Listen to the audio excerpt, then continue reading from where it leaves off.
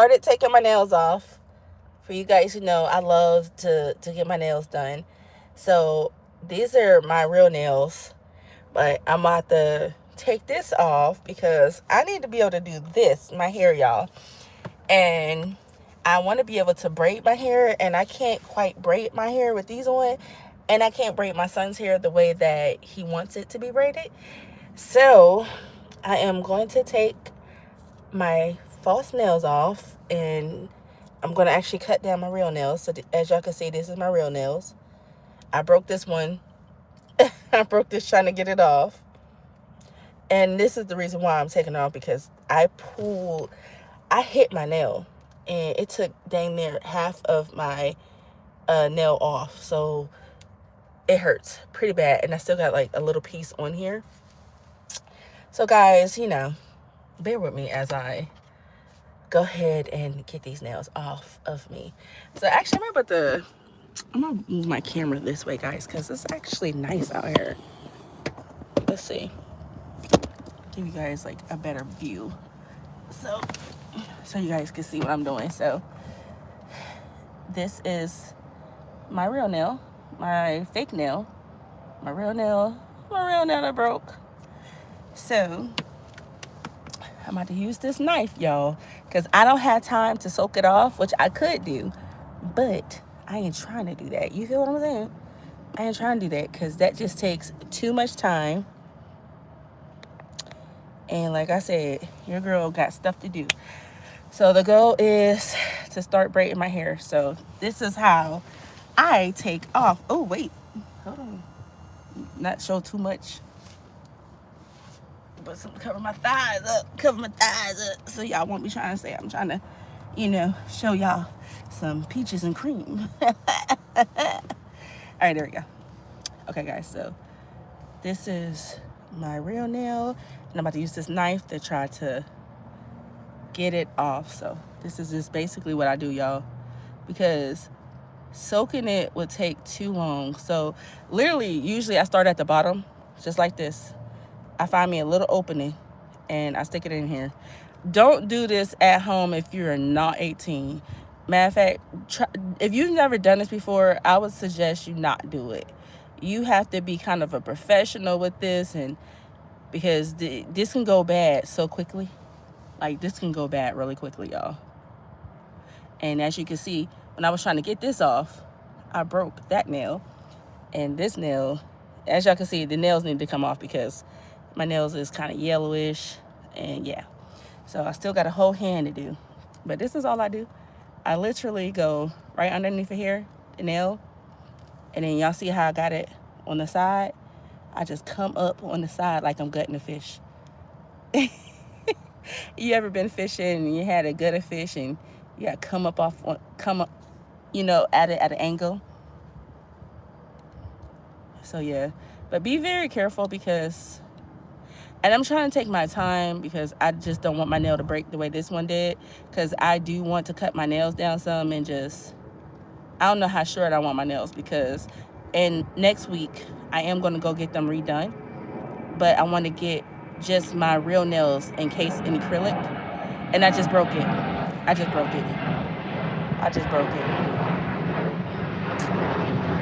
Shit's not you. To be honest, I really need a sharper knife.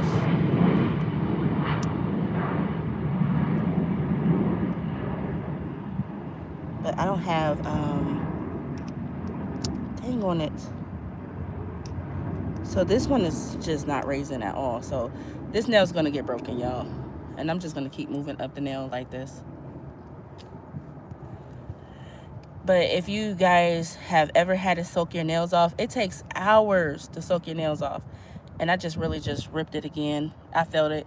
So this one's gonna be actually short when it comes off because of how I just ripped it. Because at this point, I just really want this nail off. Y'all see how I'm coming up on the side of it?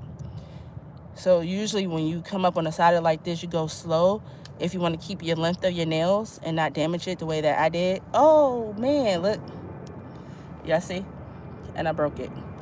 This is the length of my nail. Of the nail before I broke it. Right here. That's where my real nail was. but I just broke it, so it came off kind of short. But that's still not a super bad way for me to get acrylic on my nails. But this was the overall length of my nails. As you guys can see, this right here is real nail. Right here, a real nail. You can see here, real nail. That broke in there. That broke. This is breaking. So that's also why I'm taking them off, because my real nails are breaking inside. So that lets me know that I need to give my natural nails a break for a little bit, and then put some cuticle oil on it and just kind of treat my nails a little bit. And just because, you know, a lot of women get false nails, but we forget that, you know, you can get funguses and everything. Like, you have to clean your nails, and you have to let your nails breathe sometimes. So yeah, it's going to cost me more money to go get another full set versus me just going to get a feel, but it's okay. I don't mind. You just start from the beginning. It's just like when your hair is super unhealthy, you just go ahead and cut off some of those dead ends, or if it's so bad that you got to start over. And I don't really care about the length of the nails, guys, because I'm gonna cut it, so I'm not about to take my time.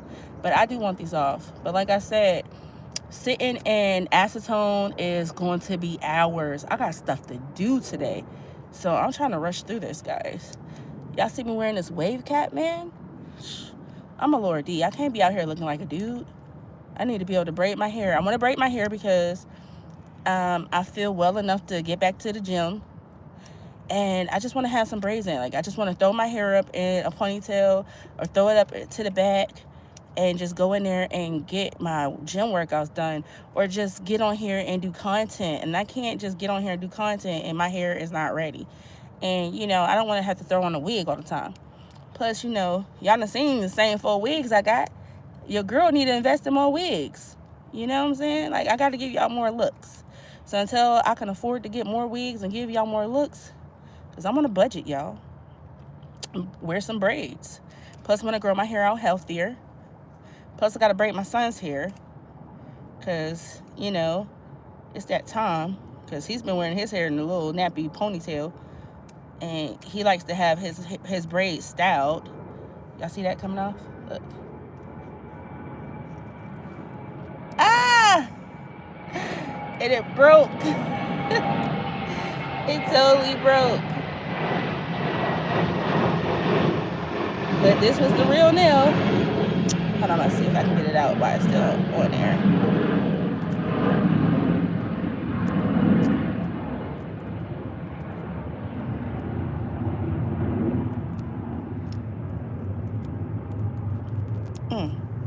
All right. Did I drop that nail? I did. So this was the length of my real nail, and me cutting it out, it broke. It broke. Y'all see that? That was the length of it. But my nails are like paper thin in here. Like, it's so thin. Like, look at that. It's horrible, right? And now look. It's okay, because we're going to get my nails back healthy again. So we got this whole hand off, y'all. And Jose, it looks bad. This is the harder hand to get off, y'all. Now, mind y'all, I've been live for 8 minutes. I had 2 of these nails off before I got in the live, and I got a full hand off now, versus me sitting in acetone for 2 hours, because it literally takes 2 hours. And at the nail salon, you know, they'll speed it up because they start, oh, this one's gonna hurt. Oh, excuse me. Let me go in here. So if I can't get in a base because it's too tight still at the end, I just go to the top where the nail is a little bit flimsy, like this. I'm trying to get it so y'all can see.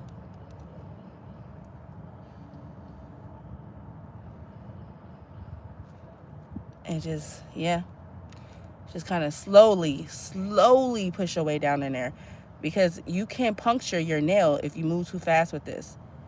That's what I'm telling you. If you've never really done this before, don't do it. And if you do decide to do it this way, take your time with it. Y'all see I got that knife up in there, and this can get dangerous real fast, so be careful.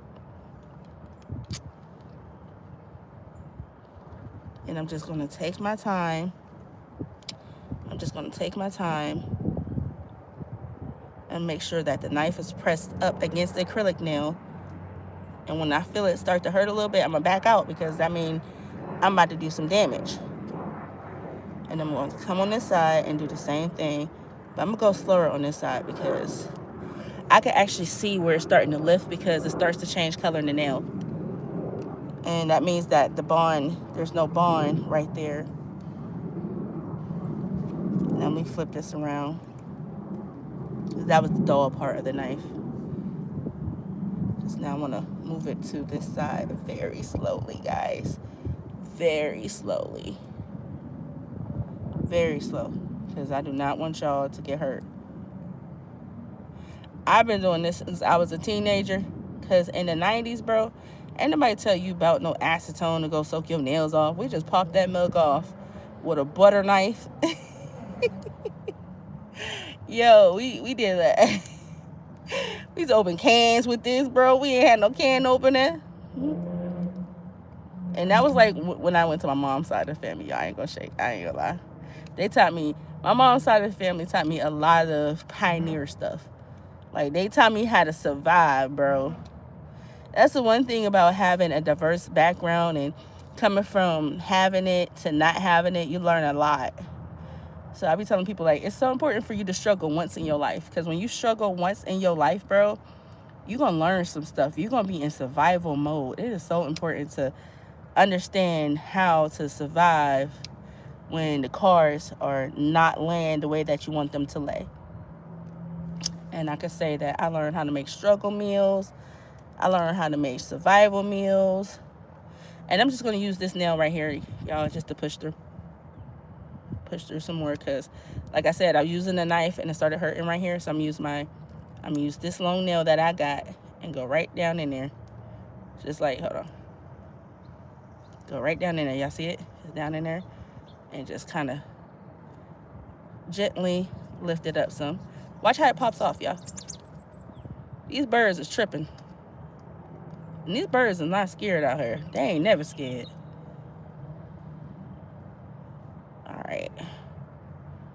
I might actually be able to bend this up some. I can do it a little bit, but it's too tight right here. It's still got a great grip right here on the side of my nail. And it's breaking right here. That's why I don't want to use the knife. Well, actually, woo! Y'all see that? Ah! Pop that right off. Look at it. Look at it. Okay, this hurts because it's attached to skin over here. That's why I was hurting with the knife, because it's attached to some skin. And I'm gonna twist this off, because I just, bam! Look at that. Look at that. No acetone needed. What advice can you give to a young adult who is starting their life out? What is your favorite color? Oh, my favorite color is pink. Oh, thank you, Eric Marcus. Hey, Eric. So advice that I would give young people starting off is give yourself grace. Watch your own grass. Water your own grass. Don't worry about the people who say you should be at a certain point in your life. Don't worry about what your peers are doing. Focus on you. Just find what you want to do, and if you don't know what you want to do yet, try everything until something, something pans out. Never give up. Failure is in giving up. If you try something and you don't succeed in it, I don't necessarily believe that you failed in it, because you know what it's like to have attempted what you were doing. Learn from your mistakes. Keep trying. Save your money. If you can, stay at home with your parents. Don't put yourself in a situation where you're trying to show out for somebody else and you really ain't got it. If you drive a 1999 Honda Civic and it rides, drive it until the wheels fall off. Don't get no car loan. Get your credit card. Never use more than 23%. Pay your bills on time. And invest in your 401k. Just live life, really. Look at that. Y'all see? I got that off fast. That one came off fast. Yeah, so young adults, I always tell people in my videos, young adults have it twice as hard than what we had in the 90s. I know a lot of us older adults be like, man, we grew up in the crack era. Sure, we did. We did. But we also had a lot of aunties and uncles who were there for us, grandparents. This generation isn't seeing that. Like, this generation isn't as blessed to see their great grandmothers. I was blessed to have both of my great grandmothers alive, you know? I was blessed to have grandfathers. I was blessed to have great uncles. And they gave us advice, they gave us wisdom, you know? uh, Rent wasn't super high. When I came up, about me and my sister got our first place when we were 17 years old. Well, I was 17, she was 18. No, she was like 19. And bro, let me tell you, our first place was like $495 a month. And we used to throw parties to pay the rent. You guys don't have that option now. Like, huh, if you paying $495 somewhere, there's bullets flying every day somewhere. Thank you for your support and love. Questions for the future. Do you think someone would love me for me in the near future, even if my parents passed away and aren't around? That question was asked for, not for you. Of course. Of course. But let me give you some advice, though, really, really quickly. Don't worry about the future right now and if someone's going to love you. Worry about your in the moment. And the reason why I say worry about your in the moment, work on the things that you need to work on and focus on. Don't worry about love right now. Love will come when it is needed. You ever heard a saying where they say God doesn't come when you want him, he comes right on time? Oftentimes that's how love works too. When you're in the midst of trying to rush love and you're worried about love, you're not going to find it because you're too focused on it. But when you correct your life and you worry about the things that you need to be worried about, like securing your career, finding what you love, searching after the things that you enjoy, living your life, when it's time for love, you'll be prepared to give that love back because you can want love, but are you really ready for it? That's the question. So, and never worry about, and I'm sorry to hear that your parents passed away. My condolences. But you're lovable. You're worth it. You know, you are what you think. And whether someone sees worth in you or not, doesn't matter. You have to see worth in yourself. You're worthy. Wake up every day looking at yourself in the mirror and say, I'm worthy. I'm worthy of love. Speaking into the universe. Don't create negative narratives about yourself, because when you create negative narratives about yourself, the first time somebody says something negative about you, you're going to be inclined to believe it, when in all actuality, it's not the truth. Sometimes we make things truth when it's not truth because we dawn on it too much.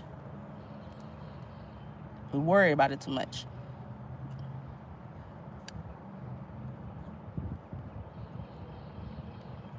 So don't be over focusing on your flaws. Fix them, address them, move on. Because if you focus on it too much, it's going to hold you back. We are all flawed. Remember that. Yeah, y'all. I know everybody wants to be loved, but you know, I'm telling you, the greatest love comes from God and yourself. Like, you really got to love you. Like, you I'm a Leo guy, so they always call us Leos super confident and we're so conceited. And it's not really about us being super confident and conceited in a way that we think we're better than others.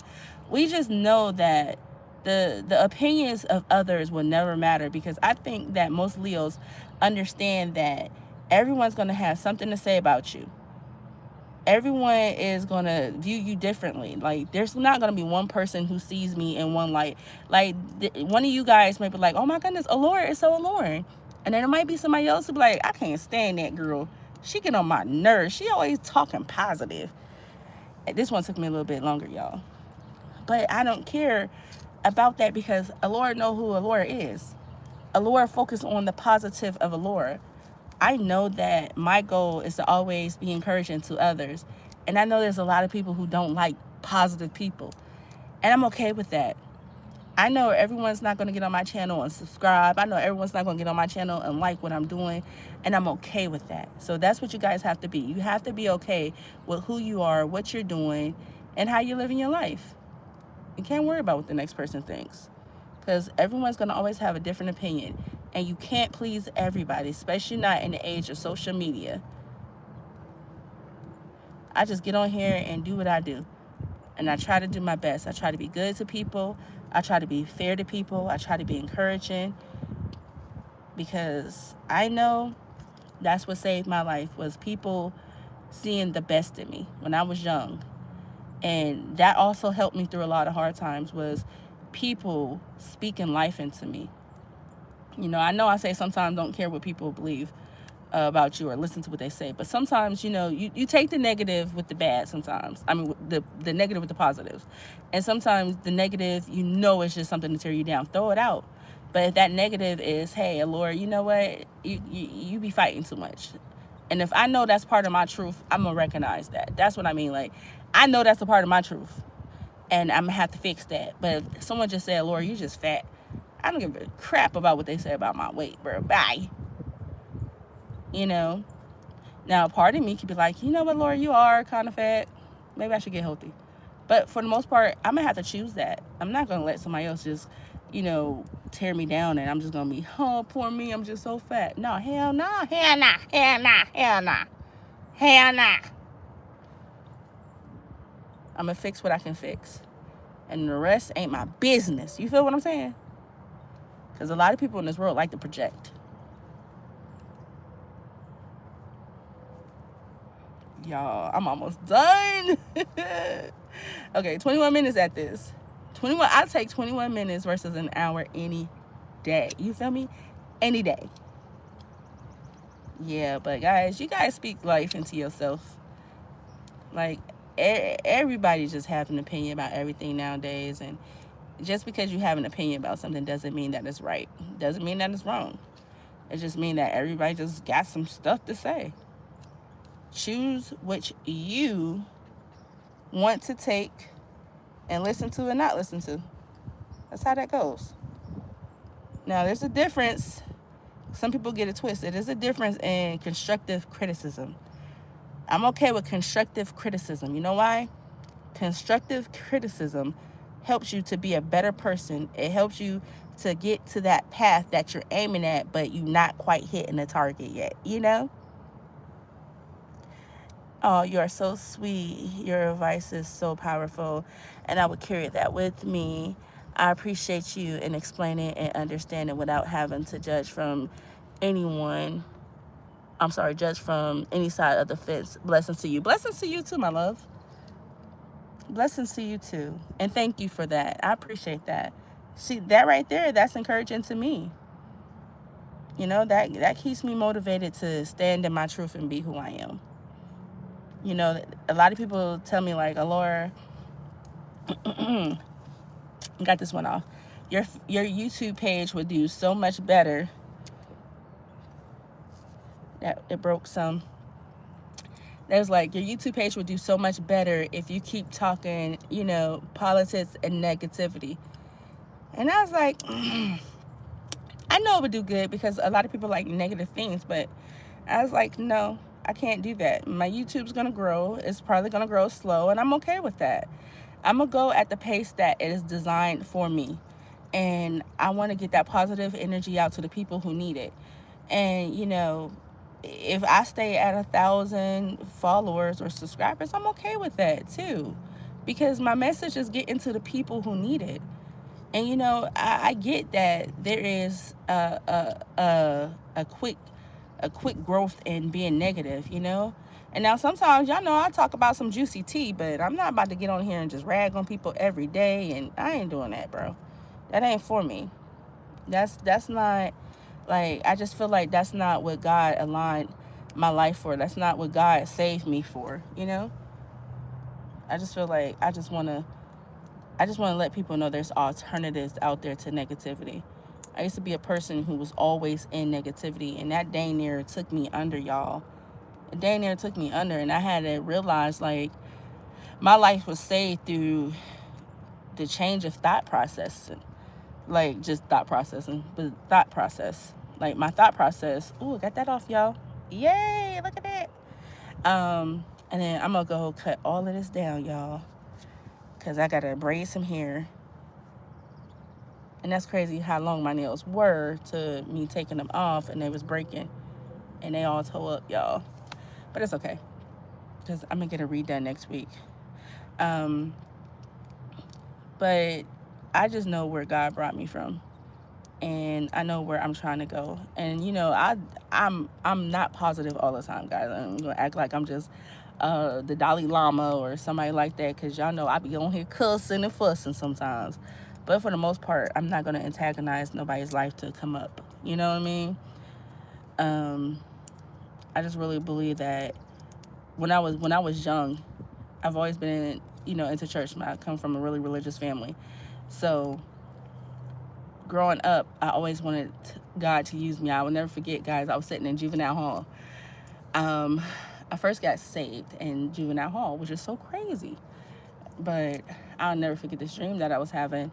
I was pregnant, guys. And I was dreaming that I was in the Garden of Eden. Well, actually, no, I wasn't in the Garden of Eden yet. But I was dreaming that I had got onto this elevator. I stepped onto the elevator. And then as soon as the elevator doors closed, the elevator dropped and it started falling so fast. Like this was such a vivid dream. And I'll never forget that I fell to my knees in the elevator and I started praying. I started calling on the name of God and Jesus, and I'm praying. I'm calling on the Father. And the elevator starts to slow down. It starts to slow down. And then I get up, the elevator doors open up. Outside of the elevator doors was this not shadowy, but like a glowing light figure. And the presence, like, I felt to me like it was God or Jesus. It was a divine spirit. I just knew that. And I stepped off the elevator. When I stepped off the elevator, I stepped into the Garden of Eden.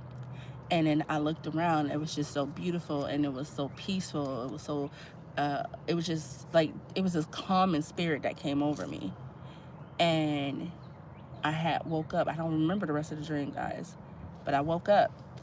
And when I woke up, I said, I need to change my life. The dream was telling me that I was on the way to hell and I needed to change my life. And if I called on the Father and if I really wanted to do this, that God was going to be there and God was going to help me change my life around. And so, and this was happening to me while I was in JJC, y'all. And so that Sunday we had church service, and I was like, okay, I'm going to dedicate my life to God. And I got saved. And I just started trying to reform my life. And I did change a lot, guys. I used to do crazy stuff, y'all. I used to be wild. I'm telling y'all, I used to be wild. I used to fight all the time. I used to run away all the time. I used to be stealing cars, y'all. I used to be doing some wild stuff. Like, for real, y'all. Like, people meet me now in my current state, and they be like, girl, you used to do that. You had a past. I'm like, yeah, I did. Your girl Laura was wild. And I would never forget, like, because I had to do anger management classes. I was still locked up. So every time we would go to our anger management classes and we would have to speak, because it was always the parents there. The parents would be there with us. And I would speak, because after that dream, I just had a revelation. And so I used to be speaking about what I seen in me and how I wanted to change and what I wanted to do in my life.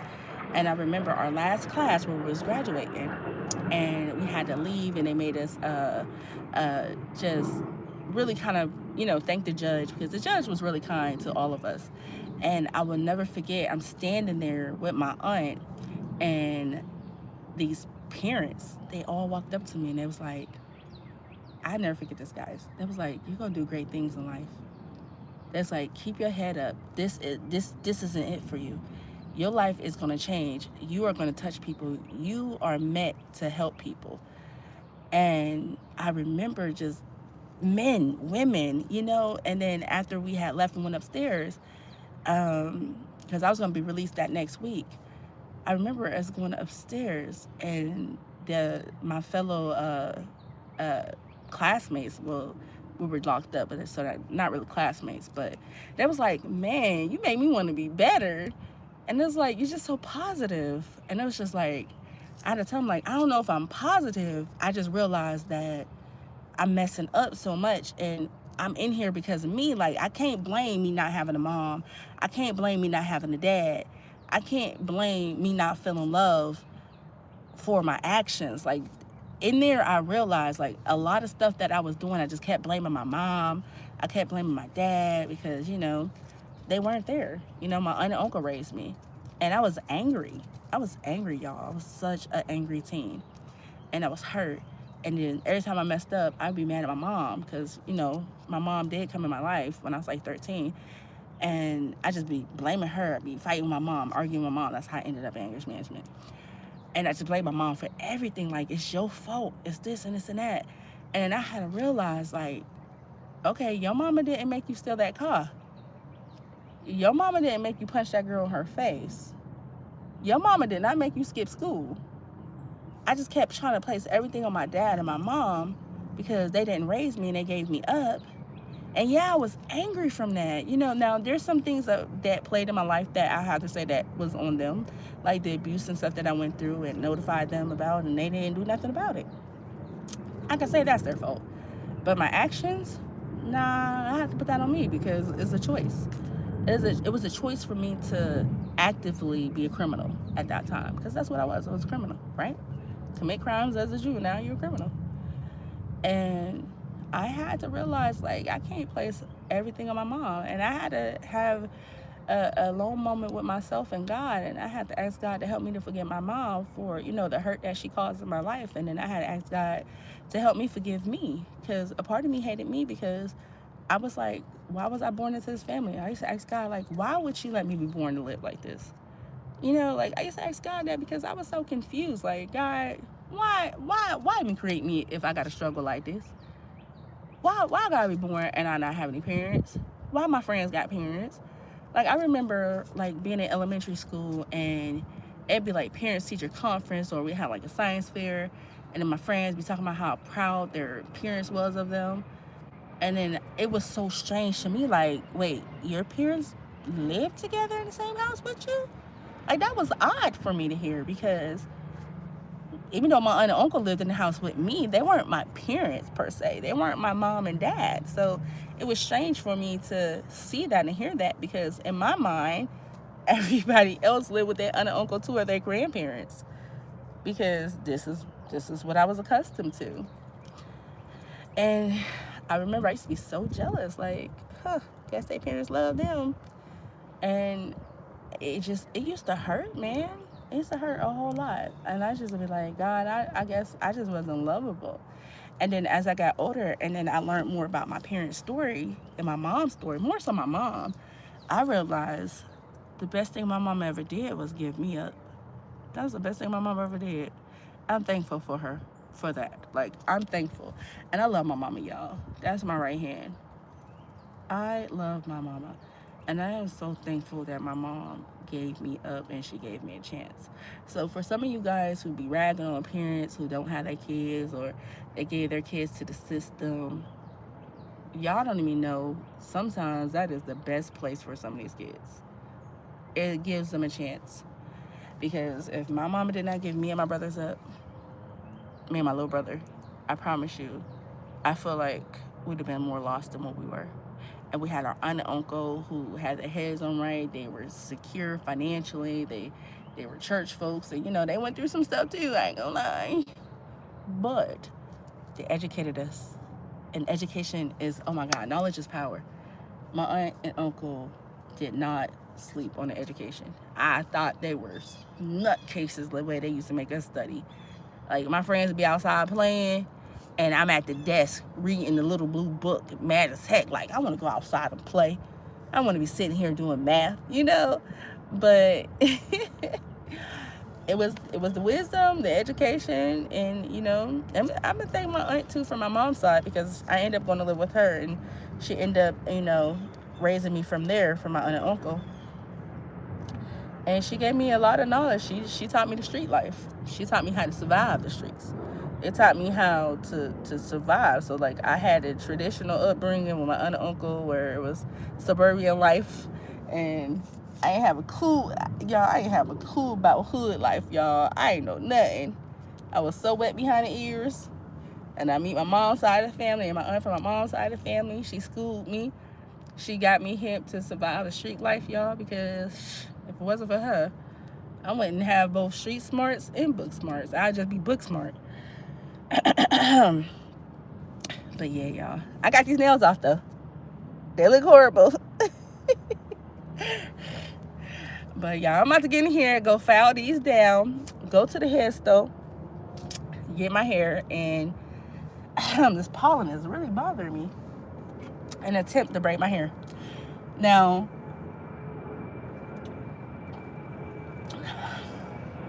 my hair is very short, but I'm gonna try to do some knotless braids. And y'all, these are the nails, the acrylic nails that I just popped off. Now these was not press-ons, y'all. These I had my nails done in acrylic. So I popped these off with a knife because I did not feel like sitting in no acetone for an hour to two. But guys, thanks for sitting here with me and chat with me. I gotta get in the house. This pollen is starting. I gotta take me. Man, listen, I got my Zyrtex on deck. It's already that time. My throat started going itchy and scratchy like that. It's the pollen, and it's getting to me. So I get my butt in this house, y'all. Let me go cut my nails down and file them, and then go do my hair. I'm gonna go back live as I try to braid my hair, y'all. All right, bye. Thank you guys for sitting and hearing me whine and whimper.